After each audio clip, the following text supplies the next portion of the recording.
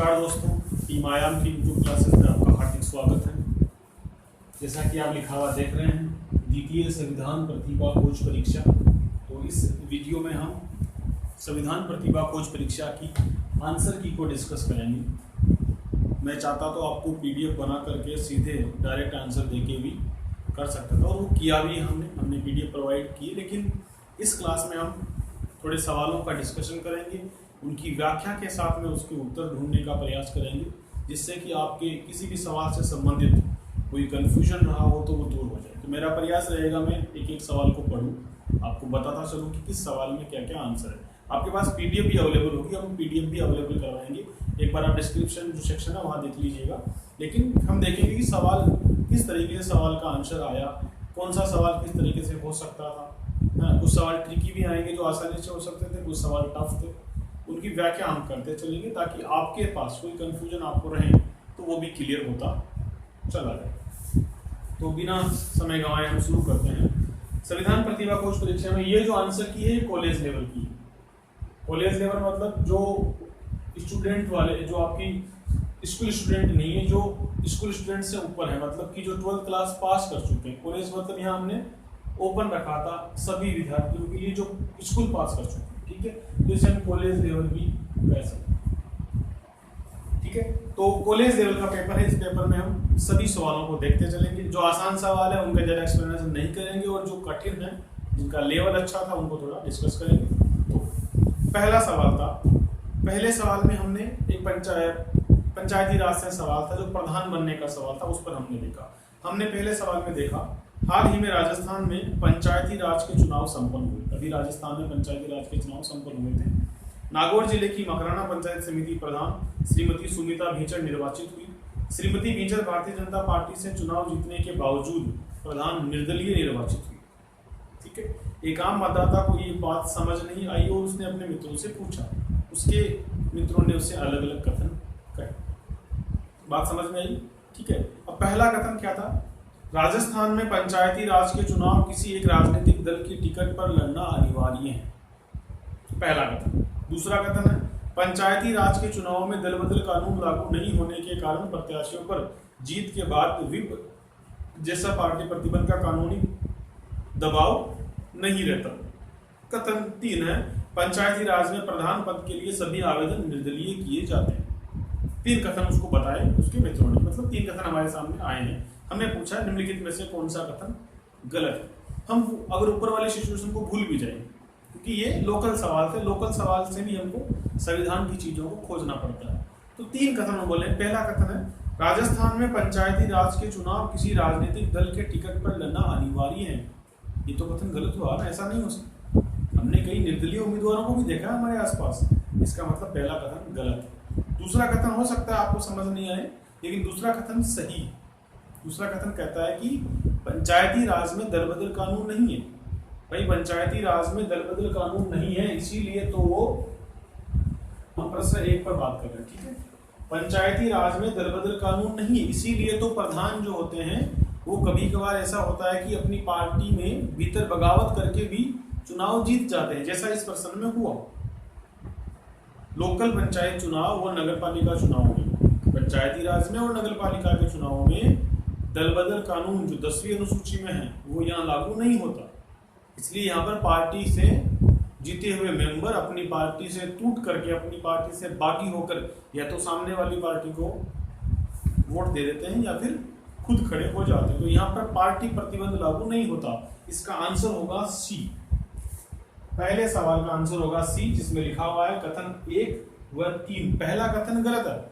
अगर आपको ज्यादा चीजें नहीं पता ना, फिर भी आप कर सकते हो। पहला कथन क्या है?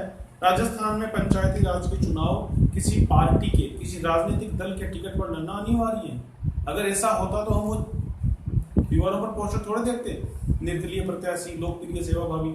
निर्दलीय लिखा होता है ना, इसका मतलब ये हुआ कि पार्टी के बिना भी आप लोकल पंचायत चुनावों को लड़ सकते हैं। तो पहला कथन गलत हो गया। दूसरा सही, क्योंकि वहां दल बदल यहाँ लागू नहीं है। और तीसरे में होगा, तीसरा बोला पंचायती राज में प्रधान पद के लिए सभी आवेदन निर्दलीय किए जाते हैं। ऐसा नहीं, पार्टियों के प्रधान भी तो बनते हैं, हमने देखा है अखबारों में। इसका मतलब कथन 1 व 3 गलत है और सही आंसर होगा सी, ठीक है। चलो सवाल नंबर 2 पर आते हैं। सवाल 2 क्या कहता है, मकराना में, ये लोकल सवाल है, ठीक है। मकराना में कालानाडा रोड पर रफी अहमद किदवई फुटबॉल स्टेडियम है। रफी अहमद किदवई स्वतंत्र भारत के प्रथम मंत्रिमंडल में मंत्री थे। देखो लोकल चीजों पर आपको ध्यान रखना चाहिए। लोकल ये जो एग्जाम हुआ उसके आसपास में एक मकराना में फुटबॉल स्टेडियम है। जब आपके इलाके में कोई ऐसी विशेष चीज है तो थोड़ा उसके बारे में याद रखिए, उसका नामकरण याद रखिए, ऐसी कुछ विशेषता उसके बारे में है तो आपको निश्चित रूप से याद रहनी चाहिए। और वहीं से ये सवाल उठ करके आपके सामने आया, कई लोगों को नहीं पता था। तो रफी अहमद किदवई साहब पहले मंत्रिमंडल में मंत्री रहे थे। किस विभाग के, किस मंत्रालय के मंत्री थे? तो यहाँ पर आंसर होगा संचार मंत्रालय, यानी दूसरे का भी आंसर सी है, संचार मंत्रालय के मंत्री थे। तीसरे सवाल पर आते हैं। हाल ही में justice N V. Ramana Supreme Court में मुख्य न्यायाधीश बने। उनके भी अभी नियुक्ति, मतलब उनका नामकरण फिक्स हो चुका है कि वो बनेंगे। अभी उनका बोबड़े साहब जब रिटायर होंगे तब उनकी जगह वो लेंगे, ठीक है। सुप्रीम कोर्ट का न्यायाधीश बनने की योग्यताओं में से शामिल नहीं। सवाल नंबर 3 थोड़ा ट्रिकी हो जाएगा, थोड़ा कंफ्यूज आपको कर सकता है, लेकिन अगर आपको तरीके से पता और सही आंसर देने की आप में इच्छा है तो वो निकल जाएगा। कुल मिलाकर पूछा क्या है, सुप्रीम कोर्ट का न्यायाधीश बनने की योग्यताओं में शामिल नहीं है, ठीक है। कथन 1, उसे किसी उच्च न्यायालय में 5 वर्ष के लिए न्यायाधीश होना चाहिए। ये बात सच है, उसे किसी उच्च न्यायालय में 5 वर्ष के लिए न्यायाधीश होना चाहिए, बिल्कुल। कथन 2, उसे उच्च न्यायालय या विभिन्न न्यायालयों में मिलकर 10 वर्ष तक वकील होना चाहिए। ये भी सही है। कथन 3, राष्ट्रपति के मत में उसे सम्मानित न्यायविद होना चाहिए। ये भी योग्यता है। इसका मतलब पूछा क्या है, कौन सी योग्यता शामिल नहीं है, मतलब कौन सा कथन गलत है। योग्यताओं में शामिल है मतलब अगर कथन सही होते तो योग्यताओं में शामिल होते, लेकिन कौन सा कथन गलत है। इनडायरेक्टली क्या बन रहा है सवाल, ये बन रहा है कि इसमें से कौन सा कथन गलत है। इसका मतलब कि तीनों कथन जो है वो सही है, तो तीनों में से हमको डी मिल रहा है, निम्नलिखित में से कोई नहीं। इसका मतलब कि इन योग्यताओं में कौन सी योग्यताएं शामिल नहीं है, गलत होने में कोई नहीं, तीनों योग्यताएं सही है, तो इसका आंसर बनेगा डी। तीसरे का आंसर बनेगा डी। यानी ये सवाल थोड़ा घूम कर आया, कंफ्यूज हो सकता है, लेकिन आपको पूछा है कौन सी योग्यताएं शामिल नहीं है, इसका मतलब कौन सी योग्यताएं गलत है। सिंपल सी बात है, तो तीनों ही सही है, इसका मतलब तीनों में से कोई नहीं है, तो डी आंसर बन जाएगा, निम्नलिखित में से कोई नहीं। कुछ लोगों को लगेगा कि सवाल गलत बता, ये सवाल गलत है, पूछा ही गलत है, इसके ऑप्शन चारों ही नहीं हो सकते, ऐसा नहीं, ठीक है। अगर आप ए भरते, आप ए भी नहीं भर सकते, आप बी भी नहीं भर सकते, आप सी भी नहीं भर सकते, चारों में से एक भरना कंपलसरी, तो आपका ऑप्शन कौन सा होगा, डी होगा, तो इसका आंसर होगा डी। सवाल नंबर 4, भारतीय संविधान के विषय में निम्नलिखित में से कौन सा कथन सही है। मैं पहले आंसर लिख देता हूं ताकि आपको कंफ्यूजन ना रहे। भारतीय संविधान के संबंध में कौन सा कथन सही है, इसका आंसर होगा डी, उपयुक्त सभी। क्या बोला इन्होंने, यह सत्ता की निरंकुशता पर प्रतिबंध लगाता है, बिल्कुल सही बात है, संविधान सत्ता की निरंकुशता पर प्रतिबंध लगाता है। बी, ये सामाजिक बदलाव के लिए शांतिपूर्ण लोकतांत्रिक साधन उपलब्ध कराता है, बिल्कुल सही है। ये समाज के कमजोर वर्गों को उनका उचित हक दिलाने की शक्ति प्रदान करता है, सभी चारों सही है, इसमें कोई दिक्कत नहीं है। 5वां, डॉक्टर बी आर अम्बेडकर की संविधान निर्माण में एक अहम भूमिका रही है, निम्नलिखित में से कौन सा कथन अम्बेडकर के संबंध में सही नहीं है। 5वां सवाल जो है वो कहता है कि डॉक्टर अम्बेडकर के संबंध में कुछ कथन दिए गए, कौन सा कथन सही नहीं है, तो इसका आंसर होगा सी। 5वें का आंसर होगा सी। डॉक्टर अंबेडकर ने संविधान में प्रस्तावना को हृदय नहीं कहा था, उन्होंने आर्टिकल 32 को हृदय कहा था। 5वें का आंसर सी हो। 6ठे पे चलते हैं। संविधान के अनुसार प्रधानमंत्री पद की शपथ हेतु न्यूनतम आयु कितनी है। 6ठा सवाल, संविधान के अनुसार प्रधानमंत्री पद की न्यूनतम आयु कितनी है, कितनी भी नहीं है, संविधान इस मामले पर चुप है। आप लॉजिक लगाओगे तब जाओगे, लेकिन यहां ध्यान रखना है संविधान के अनुसार। हाँ, आप लॉजिक लगा सकते हो कि 25 साल का होना चाहिए, लेकिन ऐसा नहीं है। संविधान ये नहीं कहता कि कितने साल का व्यक्ति प्रधानमंत्री पद की शपथ लेगा। प्रधानमंत्री पद की शपथ लेते समय आपको बर्थ सर्टिफिकेट या अपना एज सर्टिफिकेट दिखाने की आवश्यकता नहीं होती। हाँ, लॉजिक लगा लो कि 25 साल का व्यक्ति लोकसभा का मेंबर बन सकता है, तो 25 साल का व्यक्ति कम से कम होना चाहिए। लेकिन ये भी तो है, अगर व्यक्ति लोकसभा का मेंबर नहीं है, ये भी तो कहा गया है संविधान में कि अगर कोई व्यक्ति लोकसभा का मेंबर नहीं है, राज्यसभा का मेंबर नहीं है, तो वो अगले 6 महीने में मेंबर बनेगा। तो मानो कोई 24.5 साल का या 24 साल का व्यक्ति है, और वो प्रधानमंत्री पद की शपथ लेता है, ले लेता है, कोई रुकावट कहीं नहीं है, कहीं एज का नाम नहीं दे रखा। जब राष्ट्रपति उसको शपथ दिलाता है उस समय कहीं नहीं लिखा कि राष्ट्रपति उसकी एज चेक करेगा। इसका मतलब एज की डिमांड प्रधानमंत्री पद की शपथ के लिए नहीं है। हाँ, अगर वो कम एज का है तो मैक्सिमम 6 महीने तो प्रधानमंत्री रहेगा, 6 महीने बाद वो लोकसभा का चुनाव लड़ने योग्य नहीं रहेगा तो अपने आप पद से हट जाएगा, लेकिन 6 महीने तो रहेगा। शपथ लेने में कोई रुकावट नहीं है। आंसर होगा डी। छठे का आंसर बहुत लोगों को अजीब लगेगा, लेकिन आंसर होगा डी। कई लोगों ने इसमें ए भरा होगा, लेकिन ए आंसर नहीं। लॉजिक लगाओगे तो पहुंच जाओगे, लेकिन संविधान इस मामले पर, संविधान प्रधानमंत्री की न्यूनतम आयु के मामले पर चुप। 7वां, संविधान के अनुच्छेद 1 के संबंध में सही कथन। इसका आंसर होगा बी, भारत राज्यों का अविभाज्य संघ। 7वें का आंसर होगा बी, भारत राज्यों का अविभाज्य संघ है, विभाजित नहीं हो सकता। अमेरिका की तरह राज्य विभाजित नहीं है, भारत राज्यों का अविभाजित संघ है। इस संघ से किसी राज्य को बाहर जाने की आजादी नहीं है। आंसर है इसका बी। 8वां सवाल, हाल ही में कई बार देखा गया कि प्रशासन छोटी मोटी सांप्रदायिक और मतलब ये जो नेटबंदी होती है ना, कभी कभी होता है ना, कई बार नेटबंदी हो जाती है, इंटरनेट बंद कर देते हैं, नेट को बैन कर देते हैं कुछ घंटे से लेकर कुछ समय के लिए। उसी पर यह सवाल है। मैं उम्मीद करता हूँ कि पेपर आपके सामने है, ताकि मुझे कंफ्यूज ना, मुझे एहसास ना लगे, आप ध्यान रखेंगे।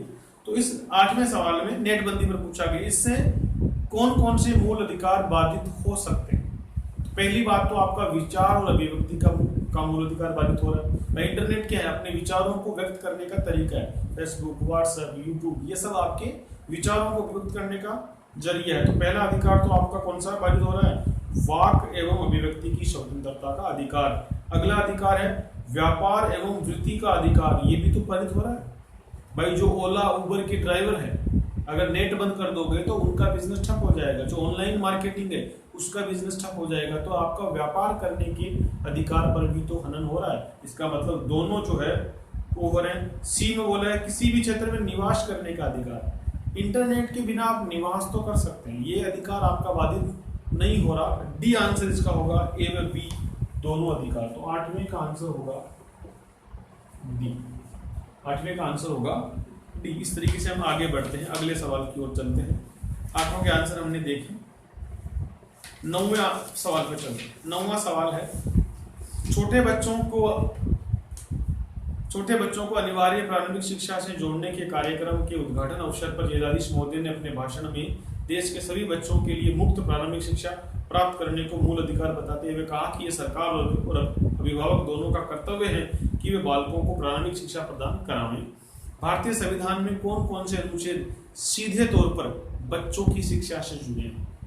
हमको क्या पहचानना है इस सवाल में, भारतीय संविधान में सीधे तौर पर कौन कौन से अनुच्छेद बच्चों की शिक्षा से जुड़े हुए हैं। तो सीधे तौर पर हम कहेंगे अनुच्छेद 21A, ये प्रारंभिक शिक्षा का मूल अधिकार है, छोटे बच्चों की शिक्षा का मूल अधिकार में जुड़ा हुआ है।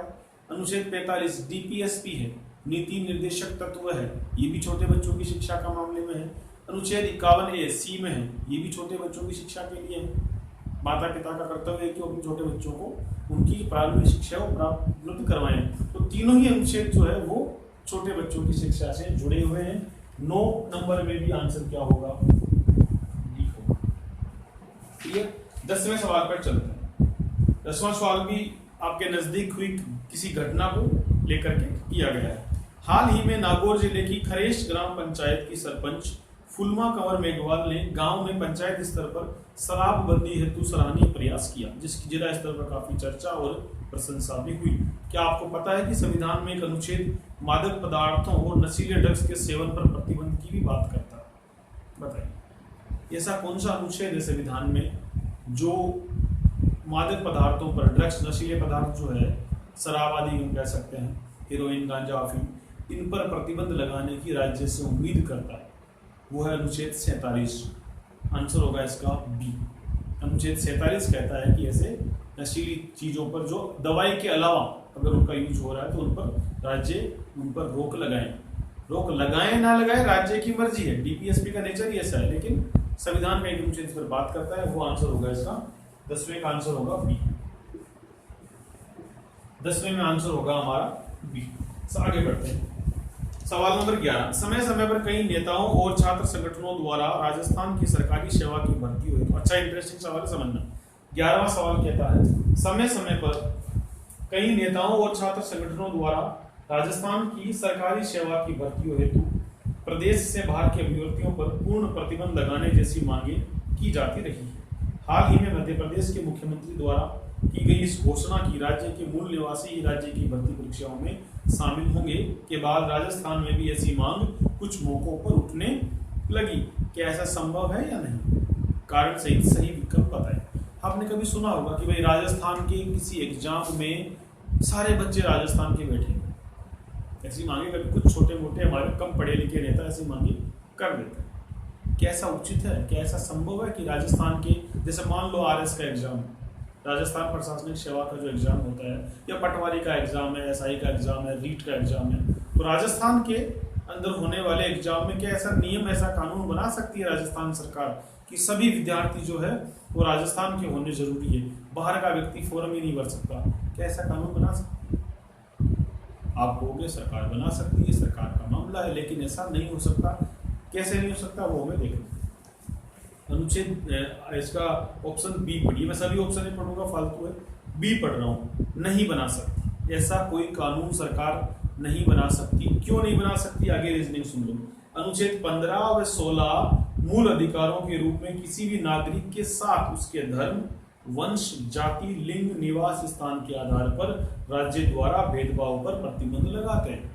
अरे मूल अधिकार हमने जब पढ़े तो 15 और 16 क्या बोलता है कि राज्य किसी भी व्यक्ति के साथ उसके धर्म, उसकी जाति, उसके वर्ग, उसकी लिंग, उसका निवास स्थान, इनके आधार पर किसी प्रकार का भेदभाव नहीं करेगा। किसी भी नागरिक के साथ, मतलब नागरिक तो भारत की एकल नागरिकता है ना, तो कोई भी राज्य किसी भी व्यक्ति के साथ, चाहे वो किसी राज्य का हो, राजस्थान सरकार या हो एमपी सरकार, कोई भी सरकार ऐसा नहीं कर सकती।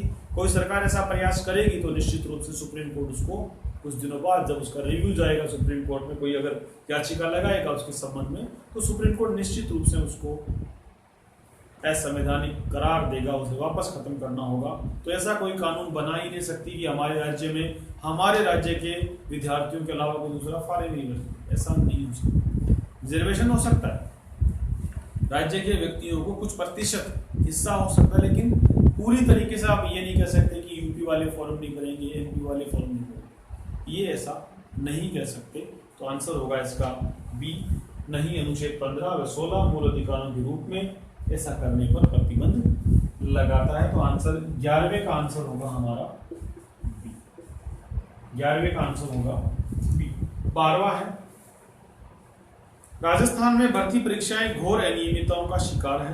परीक्षा आयोगों की लापरवाही और अनियमितताओं से पीड़ित विद्यार्थी वर्ग प्रत्येक भर्ती परीक्षा में राजस्थान उच्च न्यायालय की शरण में पहुंच जाता है। देखते हैं हर बार रीट लगती है, हमारे कोई भी एग्जाम होता है कुछ दिनों बाद एक रीट लग जाती है किसी भी मुद्दे को लेकर के। संविधान का कौन सा अनुच्छेद इन अभ्यर्थियों को इस संबंध में हाईकोर्ट में याचिका लगाने का अधिकार देता है? देखते हो ना, रीट के पेपर में रीट लग जाती है, रीट के पेपर में रीट लग जाती है, ठीक है। आरएस के पेपर में तो बहुत बार लगी, 18 से भी चल रहा है। तो ये जो रीट लगती है, ये कौन पावर देता है विद्यार्थियों को कि वो रीट लगा सकते हैं, अपनी याचिका लगा सकते हैं?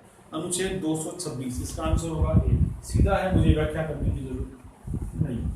अनुच्छेद 226, ठीक है। जब मूल अधिकार पढ़ोगे तब समझ में आएगा। सवाल 13 नंबर सवाल पढ़े, भारत संघ में निम्नलिखित में से कौन शामिल है?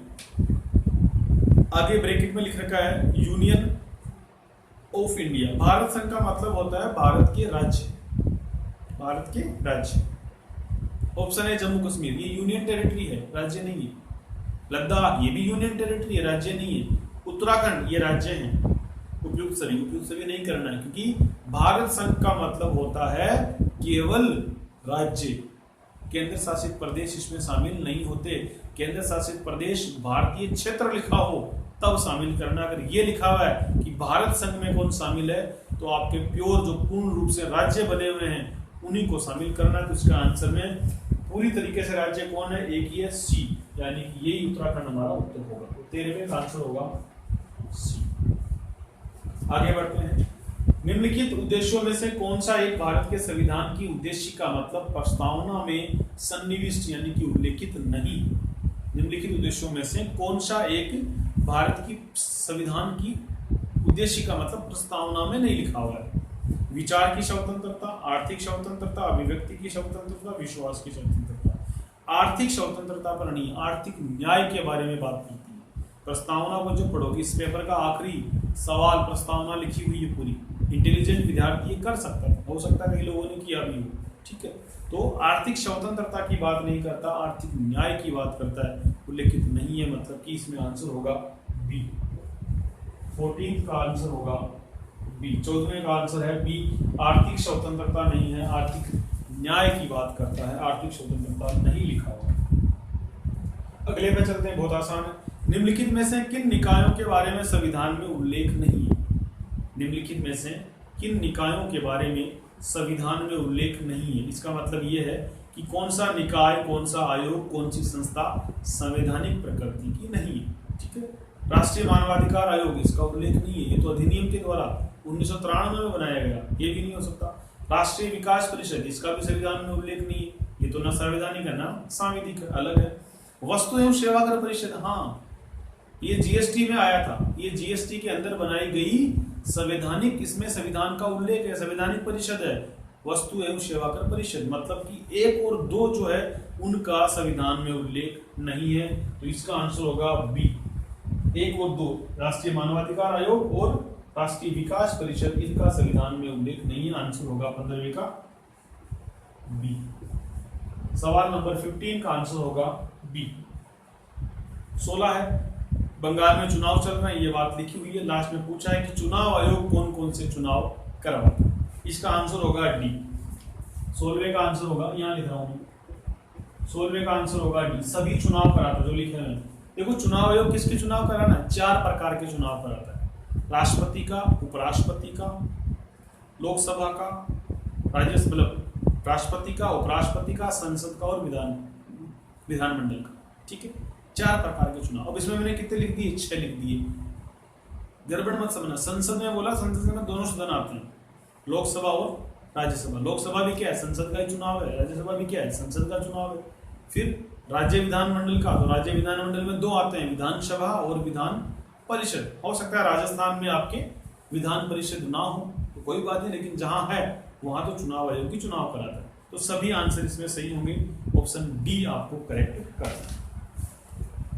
सवाल नंबर 17, संविधान निर्माण हेतु बनी संविधान सभा के सदस्य, ऑप्शन ए बोलता है प्रत्यक्ष निर्वाचन के लोकतांत्रिक तरीके से चुने गए थे। नहीं, लोकतांत्रिक तरीके से चुने गए, प्रत्यक्ष नहीं था, अप्रत्यक्ष तरीके से चुने गए, ये गलत हो गया। कांग्रेस और मुस्लिम लीग द्वारा नामित किए गए थे। नहीं, कांग्रेस और मुस्लिम लीग के द्वारा नामित नहीं थी, निर्वाचन हुआ था, इन्होंने नामित नहीं किया था। प्रांतीय विधानसभाओं द्वारा निर्वाचित किए गए थे। हाँ, प्रत्यक्ष चुनाव नहीं हुआ था, लेकिन जो प्रांत की विधानसभाएं थी उनके द्वारा निर्वाचित हुए थे। सी आंसर इसमें सही होगा। डी क्या बोलता है? सरकार द्वारा उनकी विशेषज्ञता के आधार पर नामित किए गए थे, ये भी आंसर नहीं होगा। सी आंसर होगा, प्रांतीय विधानसभाओं द्वारा निर्वाचित किए गए थे। 17 नंबर वाले सवाल में आंसर होगा सी। 17 नंबर वाले सवाल में आंसर होगा सी। थोड़ा मिटा लेते हैं बोर्ड को।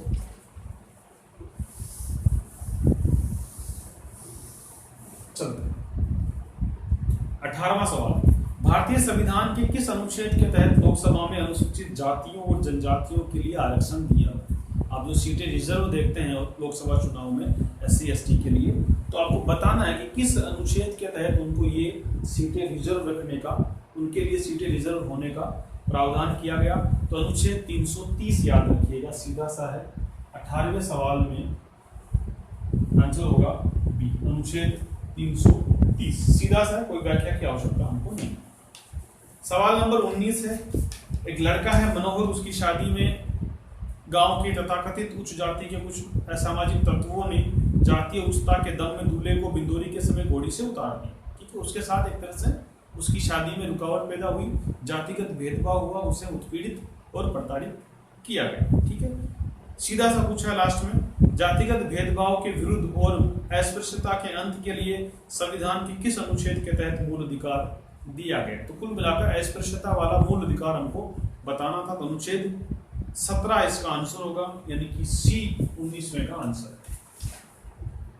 19वें का आंसर सी। जो सवाल सीधे हैं उनमें जरा डिस्कस करने की आवश्यकता नहीं है, ठीक है। हाँ, सवाल लंबा लिखा गया तो आपको चीज को इंटरेस्टिंग बनाने के लिए, आपको वो चीज को जन सामान्य की घटनाओं से रिलेट करने के लिए मैंने सवाल लंबे बनाए, लेकिन सवाल का जो मूल चीज है वो एक लाइन की बन जाती है। मैं चाहता था उस टाइम सीधा पूछ लेते हैं कि जातिगत भेदभाव है और अस्पृश्यता के अंत के लिए कौन सा मूल अधिकार हमको दिया गया, लेकिन मैं चाहता हूं कि चीजों को रिलेट हो जाए, चीजों को जन जीवन में आसपास घटित होने वाली घटनाओं में भी उनको जोड़े, ताकि हमें संविधान का एक प्रैक्टिकल अनुभव में समझ आए। सवाल नंबर 20, संविधान के अनुसार धर्मनिरपेक्षता पंथ निरपेक्षता का भारतीय संदर्भ कौन सा है? सवाल नंबर 20 हमें क्या बोलता है? संविधान के अनुसार पंथ निरपेक्षता का, प्रस्तावना में शब्द जोड़ा गया पंथ निरपेक्षता, उसका भारतीय मतलब क्या है? मतलब कि उसे हमने, हमारे संविधान ने उसको किस तरीके से व्याख्यात किया है? इसका आंसर होगा आपके डी, राज्य सभी धर्मों के प्रति समान भाव रखेगा। यानी कि हमारी पंथ निरपेक्षता कैसी है? अलगाव वाली नहीं है। हमारी पंथ निरपेक्षता ऐसा नहीं कहती कि राज्य का कोई धर्म नहीं है, कोई लेना देना नहीं है, राज्य को धर्म से कोई मतलब नहीं, इतना विलगाव नहीं है। राज्य सभी धर्मों के साथ समान भावना वाला व्यवहार करेगा, राज्य का धर्म से लेना देना नहीं है, इस चीज को आप मान सकते हो। लेकिन डी ऑप्शन जो है ना, वो इन सबको पाठ करके एक सही व्याख्या प्रस्तुत कर रहा। अगर डी ऑप्शन नहीं होता तब आप एक में चले जाते, लेकिन 4 में से आपको बेस्ट चुनना होता है। इसका मतलब आपका आंसर होगा डी, राज्य सभी धर्मों के प्रति समान भाव रखेगा। 20वें का आंसर होगा डी। क्लियर? 21, ये बड़ा इंटरेस्टिंग सवाल है। गोविंद सिंह डोटासरा राजस्थान में है, राजस्थान के मंत्री है गोविंद सिंह डोटासरा, उनके बारे में सवाल पूछ लिया सीधा सा मैंने। गोविंद सिंह डोटासरा राजस्थान में है। ऑप्शन ए बोला है शिक्षा मंत्रालय के मंत्री, बी है उद्योग मंत्रालय के मंत्री, सी है खान विभाग के मंत्री और डी है शिक्षा विभाग के मंत्री। कई विद्यार्थियों ने मेरे से कहा सर आपने ऑप्शन 2 दे दिए, गलत दे दिए, बोनस दोगे नहीं दोगे। ऐसा नहीं है। राजस्थान में या किसी भी राज्य में मंत्रालय नहीं होता, विभाग होता है, ठीक है। इस बात को नोट करना, अच्छे से याद रखना आज के बाद। किसी राज्य में जो मंत्री होते हैं ना, वो अपने विभाग के मंत्री होते हैं, मंत्रालय के मंत्री नहीं होता। मंत्रालय शब्द केंद्र में यूज होता है। रमेश पोखरियाल निशंक ये हमारे शिक्षा मंत्री है, शिक्षा मंत्रालय के मंत्री हैं। लेकिन किसी राज्य में अगर कोई शिक्षा मंत्री है या राज्य में कोई भी मंत्री है, वो अपने विभाग का मंत्री होता है। तो राज्य में जो मंत्री होते हैं ना, राज्य सरकारों के तहत, उन मंत्रियों को मंत्रालय के मंत्री नहीं बोलते, विभाग के मंत्री बोलते हैं। तो गोविंद सिंह डोटासरा शिक्षा विभाग के मंत्री है, शिक्षा मंत्रालय के मंत्री नहीं है। इसे अच्छे से याद रखिएगा। 21वें का आंसर हो जाएगा डी। कंफ्यूजन दूर हुआ। अनुच्छेद 338 राष्ट्रीय अनुसूचित जाति आयोग के संदर्भ में बात करता है। इसके वर्तमान अध्यक्ष कौन है? सीधा सा आंसर याद करना, सी विजय सांपला। 22वें का आंसर है सी विजय सांपला इसके अध्यक्ष है। 23 नंबर सवाल, भारतीय संविधान में अंतर्राष्ट्रीय शांति और सुरक्षा की अभिवृद्धि का कहां उल्लेख है? भारतीय संविधान में अंतर्राष्ट्रीय शांति और सुरक्षा की अभिवृद्धि का कहां उल्लेख है? तो सीधी सी इसका भी आंसर होगा सी होगा। और राज्य के नीति निर्देशक तत्वों में इसका उल्लेख है। राज्य के नीति निर्देशक तत्वों में अंतर्राष्ट्रीय शांति का उल्लेख है। 24वां सवाल, संविधान के प्रथम अनुच्छेद के अनुसार भारत है। थोड़ा ट्रिकी बन सकता है, वापस पढ़ते हैं। संविधान के प्रथम अनुच्छेद के अनुसार भारत है राज्यों का यूनियन। सवाल नंबर, पहले आंसर लिख देता हूं, 24। इसका उत्तर भी सी है, राज्यों का यूनियन। अब देखो ऑप्शन ए भी आपको परेशान करेगा। राज्यों का समूह सही हो सकता है, राज्यों का फेडरेशन ये भी सही हो सकता है, डी कहता है कॉन्फेडरेशन। चारों आपको बराबर वाले लग रहे हैं, लेकिन पूछा क्या है? संविधान के प्रथम अनुच्छेद के अनुसार एग्जैक्टली क्या वर्डिंग काम में आई है? राज्यों का union. India that is Bharat is A union of states. राज्यों का यूनियन। तो एग्जैक्ट वर्डिंग सही बेस्ट ऑप्शन कौन सा है? सी। थोड़ा ये भी ध्यान रखना होता है, कई बार आपको 2 या 3 ऑप्शन बराबर लगेंगे, लेकिन हमको चारों में से सबसे बेस्ट कौन सा है उस पर जाना होता है। तो इसका आंसर होगा सी। 24वें का उत्तर है सी, राज्यों का यूनियन। 25 सीधा सा है। कौन सा संविधान संशोधन कहता है कि मंत्रिमंडल में प्रधानमंत्री समेत मंत्रियों की कुल संख्या लोकसभा के कुल सदस्यों के 15% से अधिक नहीं होगी। 91वां संविधान संशोधन करता है। वो 25वें में आंसर होगा ए, 25वें का उत्तर होगा ए। 26वां है, उच्च न्यायालय के न्यायाधीशों की नियुक्ति के लिए कम से कम कितनी उम्र होनी चाहिए? किसी उच्च न्यायालय के हाई कोर्ट का जज बनने के लिए कम से कम कितनी उम्र चाहिए? ऐसा कोई प्रावधान हमें स्पष्ट रूप से संविधान में नहीं लिखा हुआ है। इसका आंसर होगा डी। 26 में का आंसर होगा डी। ऐसा डायरेक्ट कुछ भी नहीं लिखा हुआ है। संविधान के अनुसार ग्राम सभा का सदस्य होने की न्यूनतम आयु कितनी है? भाई ग्राम सभा का मेंबर बनने की न्यूनतम आयु कितनी? कई मेरे भाई लोगों ने इसमें 21 वर्ष ए ऑप्शन किया होगा। भागते से ये पर क्लिक करने का में काफी मजा आता है ना, पर ए नहीं होगा उत्तर, 18 वर्ष होगा इसका आंसर। ग्राम सभा का मतलब होता है ग्राम के सभी मतदाता, और मतदाता बनने की उम्र होती है 18 वर्ष। ग्राम सभा में शामिल होने की आपकी न्यूनतम उम्र कितनी है? 18 वर्ष होनी चाहिए। अगला सवाल 28, अच्छा सवाल है। कल्पना कीजिए कि आप राजस्थान के मुख्यमंत्री हैं। आपके राज्य की कुल 200 विधानसभा सीटें, आपको कल्पना करनी है आप राजस्थान के मुख्यमंत्री हैं और आपके राज्य की कुल 200 विधानसभा सीटें और आप मुख्यमंत्री हैं। आपकी पार्टी के पास 104 विधायक हैं, ठीक है। मुख्य विपक्षी पार्टी के पास 71 विधायक है, आप मुख्यमंत्री हैं। आपके पास 13 निर्दलीयों का भी समर्थन प्राप्त है, ठीक है। 104 तो आपके खुद के हैं, 13 निर्दलीय आपके पास है। 2 नवगठित पार्टी के विधायकों, एक कोई छोटी पार्टी है उसके 2 एमएलए हैं, उनका भी आपके पास समर्थन है। 4 सीटें विधायकों के देहांत के कारण खाली, ठीक है। शेष विधायक अन्य दलों के हैं जो विपक्षी पार्टी के साथ हैं। बाकी कुछ विधायक अन्य दलों के हैं जो विपक्षी पार्टी के साथ हैं। आप अचानक किसी राजनीतिक घटनाक्रम के शिकार हो जाते, कोई आपके साथ आपके साथियों में बगावत हो जाती है, किसी राजनीतिक घटनाक्रम के आप शिकार हो जाते हैं और आपकी पार्टी के 20 विधायक एक साथ विधायक पद से स्वैच्छिक इस्तीफा दे देते हैं। आपकी पार्टी के 20 विधायक आपको छोड़ के चले जाते हैं और स्पीकर का इस्तीफा स्वीकार कर लेते हैं। आपकी सरकार पर क्या प्रभाव पड़ेगा? ये पूछ रहा है कि सरकार गिरेगी या नहीं गिरेगी। थोड़ी सी आपको कैलकुलेशन बिठानी है और समझना, सरकार यहाँ पर नहीं गिरेगी। इस सवाल का आंसर होगा सी, यहाँ सरकार नहीं गिरेगी। क्यों नहीं गिरेगी उसकी व्याख्या सुनो। कई लोग इसका आंसर ए भर के आए हैं, वो सोचते हैं कि भाई बहुमत का आंकड़ा तो 101 होता है राजस्थान में और इनके तो 20 निकल गए हाथ से, तो 104 में से 20 निकालो, बहुत पीछे चले गए, तो ये तो इनका आंकड़ा खत्म हो गया। लेकिन थोड़ा ध्यान रखना, ऐसा नहीं होता। कुछ लोग सोचेंगे कि भाई चलो 104 + 13 है तो 117 हो गए और 2 वो जो वाले उनके साथ है तो 119 हो गए। 119 में से ही 20 निकाल लो, फिर पीछे हो जाएंगे, फिर आंकड़े से नीचे। ऐसा नहीं होता। ऐसा होता है जब सभी विधायक सदन में उपस्थित हो तब होता है। यहाँ 20 विधायकों ने इस्तीफा दे दिया, यहाँ 20 विधायकों ने इस्तीफा दे दिया, मतलब 20 की सीट खाली हो गई, 4 का देहांत हो रखा है, मतलब 24 सीटें इनके इस्तीफे के बाद विधानसभा की खाली है। इसका मतलब फिर कितनी सीटें बच गई विधानसभा में? 176। भाई जब पूरे एमएलए उपस्थित होते हैं ना तब उनको जोड़ते हैं, लेकिन यहाँ बीच में स्थिति क्या बनी है? उपस्थित कितने एमएलए हैं, कितने एमएलए की सीट है अभी रिजर्व, मतलब यहाँ पर अभी जो बनी हुई सीटें कितनी है? 176। जब सरकार का शक्ति परीक्षण होने होगा तब उपलब्ध विधायक कितने हैं? 176। इनको 200 से नहीं करना है। 200 वाली सिचुएशन तो जब सभी विधायक जिंदा हो, सभी विधायक वेल अप टू डेट हो, सदन में हो, तब गिना जाता है। 20 तो इस्तीफा दे दिया, मतलब उनकी सीट तो लगभग खत्म हो गई, वो तो है ही नहीं विधायक, तो गिनोगे कैसे? आज की तारीख में कितनी सीटें बची? 176। तो 176 का आधा प्लस 1 करो, यानी कि 89 बहुमत का आंकड़ा होना चाहिए। और 89 अगर 104 में से 20 नीचे करोगे, 104 + 13 117 और 2 नवगठित पार्टी वाले 19, 119 में से 20 कम करते हो तो 99, 98 पर मामला अटकता है और ये 89 से आगे है, मतलब सरकार नहीं गिरेगी। इसका आंसर होगा सी, सरकार सुरक्षित है, क्योंकि 20 विधायकों के एक साथ इस्तीफे की वजह से सदन में बहुमत का आंकड़ा भी कम हुआ है। ध्यान रखना, ये हर बार शो नहीं होता राजस्थान में। एमएलए गिने जाते हैं उस समय, जिस समय घटनाक्रम हुआ उस समय टोटल एमएलए कितने बचे हैं उनमें से आपके पास कितने हैं।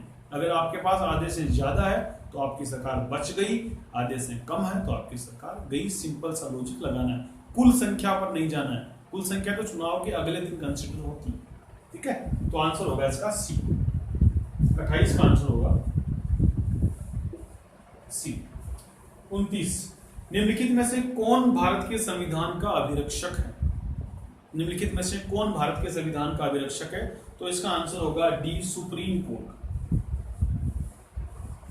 सुप्रीम कोर्ट भारत के संविधान का एक तरह से क्या है, अभिरक्षक है, व्याख्याता है, ठीक है। चलो, निम्नलिखित में से संविधान द्वारा पंचायती राज व्यवस्था में कौन सा प्रावधान अनिवार्य नहीं। काफी इंटरेस्टिंग, कई लोगों ने गलत किया, लगभग 90% लोगों ने तो गलत किया ही। निम्नलिखित में से संविधान द्वारा पंचायती राज व्यवस्था में कौन सा प्रावधान अनिवार्य नहीं है। इसमें जो सी ऑप्शन है ना, वो अनिवार्य नहीं है। क्या बोला है, ग्राम पंचायत के अध्यक्ष का प्रत्यक्ष चुनाव। ग्राम पंचायत का अध्यक्ष कौन, सरपंच।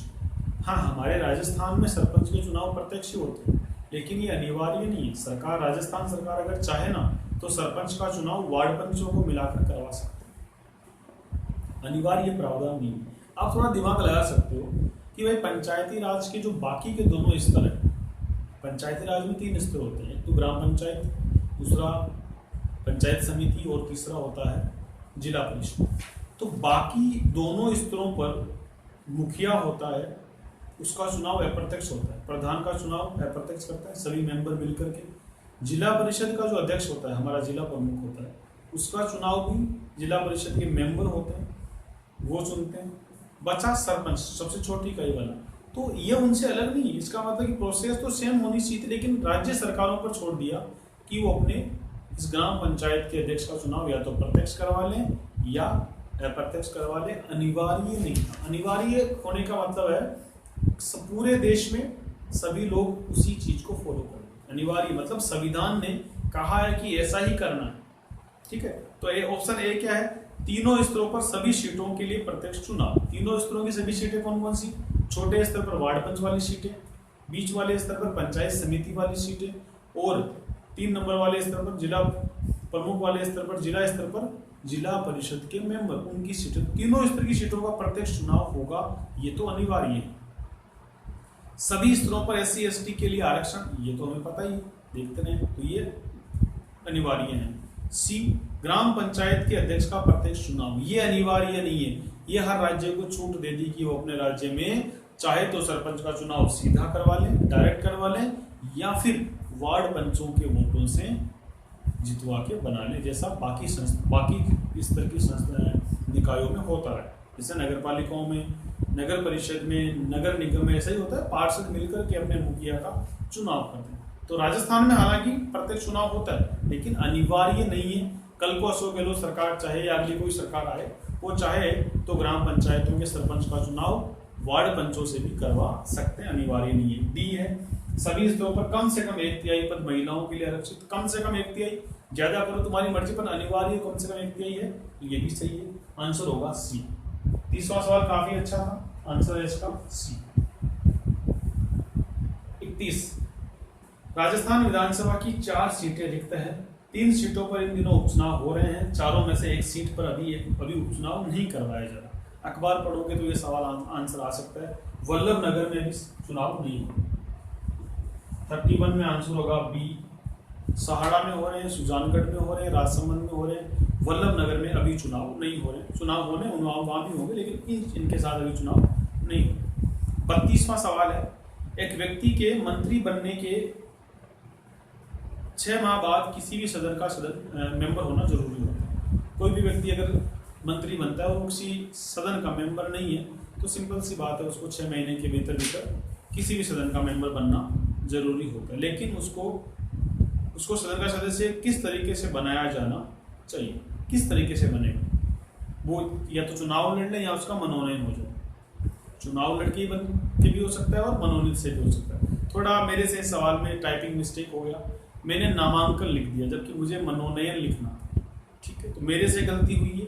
इस सवाल का मैं बोनस दूंगा। वैसे अगर आंसर देना चाहे, अगर आपने आंसर ए भरा है, इसमें ए या सी में से जो भी आंसर भरा है दोनों ही सही है, क्योंकि मैं इसमें मनोनयन लिखना चाह रहा था, शायद मेरे से गलती हुई है, मैंने नामांकन लिख दिया।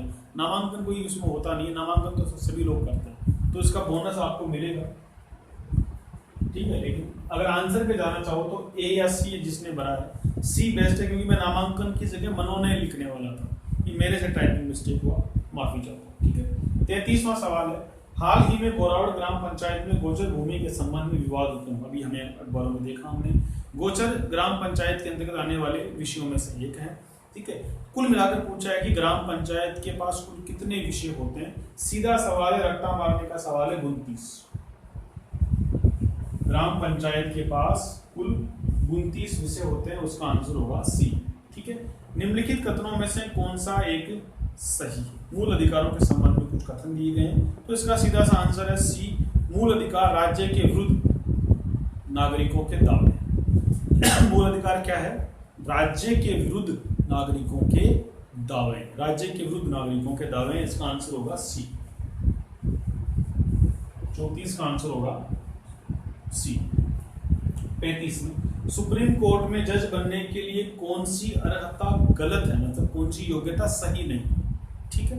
पहला, भारत का नागरिक होना चाहिए, ये तो सही है, इसमें दिक्कत नहीं है। बी, संसद की नजर में उसे एक सम्मानित न्यायवादी होना चाहिए, ये सवाल पहले आ चुका है। चाहते तो आप उधर से उठा करके इधर कर सकते थे, जिसमें दिमाग था वो कर सकता था, रिपीट सवाल कह सकते हो उसे। संसद की नजर में उसे एक सम्मानित न्यायवादी होना चाहिए। सी है, उच्च न्यायालय में कम से कम 5 वर्ष न्यायाधीश होना चाहिए। ये योग्यता वहां लिखी हुई थी, पिछले एक सवाल था पीछे, देख सकते हो वहां जाकर के। 5 वर्ष का न्यायाधीश होना चाहिए, सही है। 10 वर्ष कम से कम वकील होना चाहिए, ये भी सही है। बी ऑप्शन देखो, संसद की नजर में, गलत है, संसद की नजर में नहीं, राष्ट्रपति की नजर में न्यायविद होना चाहिए, मतलब ये वाली योग्यता सही लिखी हुई नहीं है, तो 35वें में आंसर होगा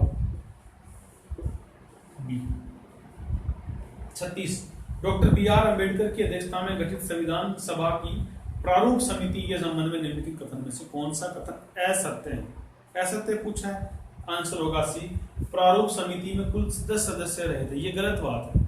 प्रारूप समिति में कुल 9 सदस्य आप कर सकते हो, ठीक है। 7 रहे और 2, एक की मृत्यु हो गई, एक ने इस्तीफा दे दिया, तो कुल मिला के 9 रहे थे, लेकिन 10 तो कंफर्म रूप से गलत है। 36 में आंसर होगा सी। बाकी कथन जो सब सही है, समझाने की बात नहीं, सब सही है, एक कथन गलत है, वो कौन सा है? सी। 10 मेंबर नहीं थे प्रारूप समिति। अगला सवाल 37, संविधान के अनुसार भारत की संसद के अंग है। भारत के संसद के अंग कौन से हैं? राष्ट्रपति भी है, लोकसभा भी है और राज्यसभा भी है। उपयुक्त सभी 37वें में डी, कोई समझाने की आवश्यकता नहीं है। 37वें का आंसर होगा डी। थोड़ा इसको मिटा लेते हैं ताकि स्पेस हमारे पास वापस मिल जाए। 37 सवाल हम कर चुके हैं, 13 सवाल हमारे पास और बचे। 38, युद्ध, बाह्य आक्रमण और सशस्त्र विद्रोह की स्थिति में किस अनुच्छेद के तहत आपातकाल लगाया जाएगा। सीधा सा सवाल है। 38, इसका आंसर होगा बी 352। अनुच्छेद 352 के अंदर ही हमारा मुख्य आपातकाल जिसे कहते हैं वो लगाया जाएगा। 39, राजस्थान लोक सेवा आयोग राजस्थान की भर्ती परीक्षाओं के संबंध में एक महत्वपूर्ण संस्थान है। इसके संवैधानिक प्रावधानों पर विचार कीजिए और बताइए कि निम्नलिखित में से कौन सा कथन असत्य है, ठीक है। ऑप्शन ए है, संविधान इसके सदस्यों की योग्यता का स्पष्ट उल्लेख करता है, और यही गलत है। संविधान, लोक सेवा आयोग या फिर यूपीएससी या स्टेट लोक सेवा आयोग, इनके मेंबर की योग्यता का उल्लेख, स्पष्ट उल्लेख नहीं करता। इस बात को आप याद रखोगे। आयोग के अध्यक्ष और उसके सदस्यों का कार्यकाल 6 वर्ष और 62 वर्ष होता है, ये बिल्कुल सही है। आयोग के मेंबर की नियुक्ति राज्यपाल के द्वारा की जाती है, स्टेट के आयोग की नियुक्ति, ठीक है। और डी बोल रहा है, आयोग के अध्यक्ष और सदस्यों को पद से हटाने की शक्ति राष्ट्रपति के पास है, राज्यपाल के पास नहीं, ये भी बिल्कुल सही है। तो ऑप्शन ए इसमें गलत है, संविधान योग्यताओं का स्पष्ट उल्लेख नहीं करता। 39 में आंसर होगा 40, निम्न में से कौन से प्रधानमंत्री अपने प्रधानमंत्री काल में राज्यसभा सदस्य रहे नहीं। ये थोड़ा मेरे से गलती हुआ, फिर टाइपिंग मिस्टेक, थोड़ा सा कंफ्यूजन क्रिएट हुआ। हालांकि आंसर इसका होगा ए, लेकिन मैं इसमें आपको बोनस दे दूंगा क्योंकि मेरी गलती है, मैंने रहे शब्द की पर आवृत्ति हो गई। तो चाहो तो वैसे मैं कर सकूं इसको, लेकिन मैं समझता हूं कि थोड़ा सा फिजिबल रहेंगे, हम इसको मानेंगे कि ये सवाल बोनस देंगे। इस सवाल को हम सभी के लिए सही मानेंगे। आंसर इसमें देना चाहो तो मैं पूछना चाह रहा हूँ वो ये कि कौन से प्रधानमंत्री अपने प्रधानमंत्री काल में राज्यसभा सदस्य नहीं रहा? तो देखो, मनमोहन सिंह जी रहे थे, देवगौड़ा साहब रहे थे, इंदिरा गांधी जी रही थी। वीपी सिंह जो है वो नहीं रहे थे, वो लोकसभा सदस्य ही थे। ठीक है, चलो। पिछले कई सालों से राजस्थानी भाषा को मान्यता दिलाने का काम चल रहा है। कुल मिलाकर सवाल जो पूछा है वो पूछा है कि भाषाओं के अपने जो है भारतीय भाषाओं के संबंध में बात करिए। कौन क्या बात की है? संविधान की 8वीं अनुसूची में भारतीय भाषाओं का उल्लेख है, बिल्कुल सही है। 8वीं अनुसूची में अंग्रेजी भाषा शामिल नहीं है, बिल्कुल सही है, अंग्रेजी शामिल नहीं है, भारतीय भाषाओं पर बात हो रही है। सी, 8वीं अनुसूची में शामिल भारतीय भाषाओं की संख्या 22 है, ये भी सही है। डी बोल रहा है कन्नड़ को 14 में शामिल किया गया, नहीं, कन्नड़ तो बहुत पुरानी भाषा, तो आंसर होगा डी। 41 में डी है गलत। 42 सुमेलित करने वाले सवाल। संविधान में 12 अनुसूचियां भी शामिल है, निम्नलिखित में से कौन सा युग्म सही सुमेलित है? आंसर होगा सी, 10वीं अनुसूची दल बदल संबंधी प्रावधान। अभी 10वीं अनुसूची जो है ना वो दल बदल के बारे में बात करती है। ठीक है, दल बदल 10वीं अनुसूची आपको याद रखेंगे, बाकी सारी जो मिलाई हुई है वो गलत है। 12वीं अनुसूची पंचायती राज के प्रावधान नहीं है, 12वीं नगर पालिकाओं के बारे में बात करती है। पंचायती राज की अनुसूची कौन सी है? 11वीं, तो थोड़ा ध्यान रखना। सी आंसर होगा इसको। 43वां होगा, निम्नलिखित में से कौन सा युग्म सुमेलित नहीं है? उससे पहले वाले ने पूछा कि सुमेलित है, अगले ने पूछ लिया कि कौन सा सुमेलित नहीं है, तो इसमें होगा आंसर बी। चतुर्थ अनुसूची जो है वो बता रही कि परिणति और भत्ते ऐसा नहीं है। ठीक है, राज्यसभा में शपथ के बारे में बातें करती है। तो प्रथम अनुसूची राज्यों एवं संघ शासित प्रदेशों के नाम, बिल्कुल सही है। सी में 7वीं अनुसूची तीनों सूचियों के बारे में बात करती है। 11वीं पंचायती राज के बारे में बात करती है। तीनों बाकी सब मिलान हो रही है। बी जो है चतुर्थ अनुसूची ये सही सुमेलित नहीं है, इसका आंसर होगा बी। आसान सवाल है, इनको डिस्कस करने की जरूरत नहीं पड़ेगी। अगला पूछा है मूल कर्तव्यों के संबंध में, मैं वो बात नहीं पढ़ूंगा ऊपर वाली, टाइम कम है हमारे पास। 44 में पूछा है कि मूल कर्तव्यों के संबंध में कुछ कथन दिए जा रहे हैं, कौन सा कथन सही नहीं है? तो मूल कर्तव्यों के संबंध में पहला कथन क्या बोल रहा है? संविधान सभा ने मूल संविधान में ही अनुच्छेद 51 के रूप में मूल कर्तव्यों को समाहित किया। गलत। मूल कर्तव्यों को तो समाहित 1976 में किया गया था, स्वर्ण सिंह समिति की सिफारिशों के आधार पर। इसका मतलब 76 में बाद में किया ना, तो यह संविधान सभा ने मूल संविधान में तो नहीं किया। पहला ही सेंटेंस गलत है, आंसर होगा ए। आगे बढ़ने की जरूरत नहीं, बाकी सब सही लिखा हुआ है। ठीक है, चलो। 45वां, कौन सा लक्षण भारतीय संविधान की संघात्मक प्रकृति का विरोधाभासी? कौन सा लक्षण, कौन सी विशेषता जो है भारतीय संविधान की संघात्मक प्रकृति की विरोधाभासी? तो आपको संघात्मक प्रकृति पता होनी चाहिए। भाई संघात्मक प्रकृति क्या होती है? बैलेंस हो, दोनों को बराबर, केंद्र को और राज्यों को दोनों को बराबर बराबर पावर दिए जाएं। कठोर संविधान लक्षण की बात करूं, कठोर संविधान का मतलब होता है संविधान में संशोधन आसानी से नहीं कर सकते, कठोर होना। तो संविधान के कुछ प्रावधान ऐसे हैं जिनमें संशोधन आप आसानी से नहीं कर सकते, जिनके संशोधन के लिए राज्यों को और केंद्र को दोनों को बराबर बराबर पावर दी हुई है। मतलब ये तो संघात्मक का लक्षण दर्शाता है, और जो लक्षण दर्शाता है वो विरोधाभासी कैसे होगा? नहीं हो सकता। ठीक है, अगला आंसर है लचीला संविधान। लचीले संविधान का मतलब होता है आसानी से संशोधन। इसका मतलब कुछ ऐसे प्रावधान जिनमें केंद्र आसानी से संशोधन कर सकता है, राज्यों की उसे जरूरत नहीं पड़ती। तो यहाँ इम्बैलेंस हो रहा है, यहाँ बराबर पावर नहीं है, और जहां बराबर पावर नहीं है वो संघात्मक विशेषता नहीं होती। मतलब लचीला संविधान वाली जो विशेषता है वो संघात्मक प्रकृति की विरोधाभासी है। आंसर होगा बी। 46 का आंसर 45 का आंसर होगा बी। अगली ओर देख लो, दो स्तरीय सरकार साफ साफ संघात्मक का संकेत है। शक्तियों का विभाजन, ये लक्षण भी साफ साफ है, तो आंसर सिर्फ बी बचेगा, लचीला संविधान। भारतीय संविधान के बारे में निम्नलिखित में से कौन सा कथन असत्य है? संविधान के बारे में कौन सा कथन असत्य है? आंसर इसका सी। संविधान निर्माताओं ने विधि की नियत प्रक्रिया को अपनाया नहीं, विधि द्वारा स्थापित प्रक्रिया को अपनाया। ये शब्द का खेल है, ध्यान रखना। नियत प्रक्रिया अमेरिका के संविधान में काम करती है, भारत के संविधान में विधि द्वारा स्थापित प्रक्रिया को अपनाया गया, और इसका आंसर होगा आपके लिए सी। 46 में आंसर होगा सी। 46 का आंसर क्या है? सी। 47 में निम्नलिखित में संवैधानिक निकाय है। आपको निकायों 4 निकाय दे रखे हैं, 4 संस्थाएं दे रखी है, कौन सी संवैधानिक है? आंसर होगा ए, राज्य लोक सेवा आयोग। बाकी जो 3 है ना वो सांविधिक निकाय है, उनको जो है अधिनियम बना करके बनाया गया, जबकि राज्य लोक सेवा आयोग इसका संविधान में स्वयं उल्लेख है, जबकि बाकी 3 का संविधान में उल्लेख नहीं है।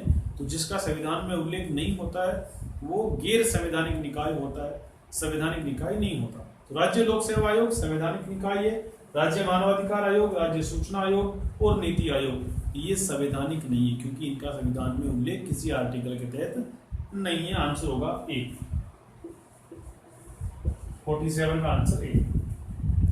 48 मुख्यमंत्री अशोक गहलोत ने हाल ही के बजट में बोरावड़ ग्राम पंचायत को नगरपालिका बनाने की घोषणा की। लोकल सवाल है, गांव के लोग इस घोषणा से काफी प्रसन्न हैं। क्या आप नगरपालिका के संबंध में संवैधानिक प्रावधानों और जानकारियों से अवगत है? निम्नलिखित कथनों पर विचार कीजिए और बताइए कि कौन सा कथन संवैधानिक दृष्टि से है सत्य। नगरपालिका के बारे में आपको पूछा। कथन ए, 73वें संविधान संशोधन अधिनियम द्वारा नगरपालिकाओं को संवैधानिक दर्जा दिया गया। नहीं, 74वां। 73वें से तो ग्राम पंचायतों को दर्जा दिया गया था, 74वें से दिया गया। इसमें क्या लिखा? 73 लिखा, तो ये पहला ही गलत हो गया, मतलब ए। 48 में आंसर क्या है? ए, 73वें संविधान संशोधन द्वारा ग्राम पंचायतों को दर्जा दिया गया था, नगर पालिकाओं को 74वें संविधान संशोधन के द्वारा दिया गया। बाकी सब ठीक है। गुण 50, ठीक है, ये संविधान संशोधन के बारे में बात करते हैं। 49 ये कहता है कि संविधान संशोधनों के बारे में कौन सा कथन सत्य है? कौन सा कथन सत्य है? तो आप कहोगे डी, संविधान संशोधन विधेयक को राष्ट्रपति पुनर्विचार के लिए नहीं भेज सकते, ये कथन सत्य है। बाकी ऊपर के तीनों कथन असत्य हैं। मतलब संविधान संशोधन विधेयक सर्वप्रथम लोकसभा में ही पेश किया जाता है, ऐसा नहीं है, कहीं भी पेश कर सकते हो। किसी मंत्री द्वारा पेश किया जाएगा, ऐसा भी कोई जरूरी नहीं है। सभी संविधान संशोधनों के लिए आधे राज्यों की अनुमति जरूरी है, नहीं है। फिर लचीला संविधान वाली बात कहाँ से आती है? ठीक है, कुछ संविधान संशोधन ऐसे भी हैं जिनको केंद्र सरकार अकेले ही कर सकती है। मतलब कुल मिलाकर जो आंसर डी है, डी वाला कथन है वो सत्य है, बाकी ऊपर के तीनों असत्य। पूछा भी यही है कि कौन सा कथन सत्य, इसका डी होगा। 49 में डी होगा। अब अंतिम है 50वां। इसमें संविधान की प्रस्तावना आपके सामने लिख दी और फिर कहा है, फिर कुछ कथन दे दिए। 5 कथन आपको दिए गए हैं। पांचों कथन में पहला कथन है, अब तक प्रस्तावना को मात्र एक बार संशोधित किया गया। क्लियर। कथन दूसरा है, प्रस्तावना न तो विधायिका की शक्ति का स्रोत है और न ही उनकी शक्तियों पर प्रतिबंध लगाती है। तीसरा कथन है, 42वें संविधान संशोधन द्वारा समाजवादी, धर्मनिरपेक्षता, अखंडता, बंधुता 4 नए शब्दों को जोड़ा गया। चौथा कथन है, प्रस्तावना में भारत शब्द की आवर्ती 3 बार हुई है। 5वां कथन है, प्रस्तावना में सामाजिक, आर्थिक, राजनीतिक न्याय का उल्लेख। आपको पूछा है, छठा क्वेश्चन है, केशवानंद भारती बाद में प्रस्तावना को संविधान का अंग बनाया। उपयुक्त कथनों में से सत्य कथन पहचान। आपको सत्य कथन पहचानना है। 6 कथन दिए हुए हैं, 6 में से कौन कौन से सत्य कथन। ठीक है, आपके सामने ऊपर प्रस्तावना लिखी हुई है, तो कुछ चीजें तो आप प्रस्तावना देख करके पता कर सकते। कथन 4 देखो, कथन 4 बोल रहा है, प्रस्तावना में भारत शब्द की आवर्ती 3 बार हुई। अगर प्रस्तावना को अच्छे से पढ़ोगे तो मालूम पड़ेगा 2 ही बार भारत शब्द आया, 3 बार नहीं आया। मतलब कथन 4 कंफर्म रूप से गलत है। तो सीधी सी बात है, जिस ऑप्शन में कथन 4 आया हुआ है उसको गलत कर दो, वो नहीं हो सकता हमारा आंसर। तो ऑप्शन ए कट गया, अब बचे 3 ऑप्शन। फिर इनमें से और ढूंढो। प्रस्तावना में सामाजिक, आर्थिक, राजनीतिक न्याय का उल्लेख है, बिल्कुल सही है। एक कथन देखो, कथन 3 है, वो कहता है 42वें संविधान संशोधन द्वारा समाजवादी, धर्मनिरपेक्षता, अखंडता, बंधुता 4 नए शब्दों को जोड़ा गया, नहीं 3 नए शब्दों को जोड़ा गया था। हमको याद होना चाहिए। तो हमें पता है कि 3 भी आंसर नहीं हो सकता। कथन 3 भी क्या है, गलत है। तो कथन 1 मतलब ऑप्शन ए में देखो 3 आ रखा है, बी में भी 3 आ रखा है, कथन सी में 3 आ रखा है, मतलब क्या बचा, डी बचा, जिसमें 3 नहीं है और 4 भी नहीं। तो आंसर होगा इसका डी। कथन 1, 2, 5 और 6 सही है। तो 50वें का आंसर भी क्या होगा, डी होगा। यहाँ लिखो, यहाँ लिखो, 50वें का आंसर है डी। ठीक है, तो ये आपका आंसर की कंप्लीट हुआ। इसका पीडीएफ में प्रोवाइड करवा दूंगा आपको। में व्याख्या के लिए मैंने ये वीडियो बनाया, ताकि किसी को कन्फ्यूजन ना रहे, किसी को ये ना लगे कि कौन सा सवाल मेरा गलत हुआ, सर ने आंसर की गलत बना दी, ऐसे कोई आरोप मुझ पर ना लगे। इसके बावजूद अगर आपको कोई कन्फ्यूजन रहे तो आप निश्चित रूप से कमेंट बॉक्स में लिख सकते हैं, मुझे फ़ोन करके पूछ सकते हैं, मेरे से डिस्कस कर सकते हैं, ठीक है। फिर भी आप कन्फ्यूजन लगे किसी भी सवाल के संबंध में, आप पहले कमेंट बॉक्स में लिखिए। इस क्लास में इतना ही। बहुत बहुत धन्यवाद।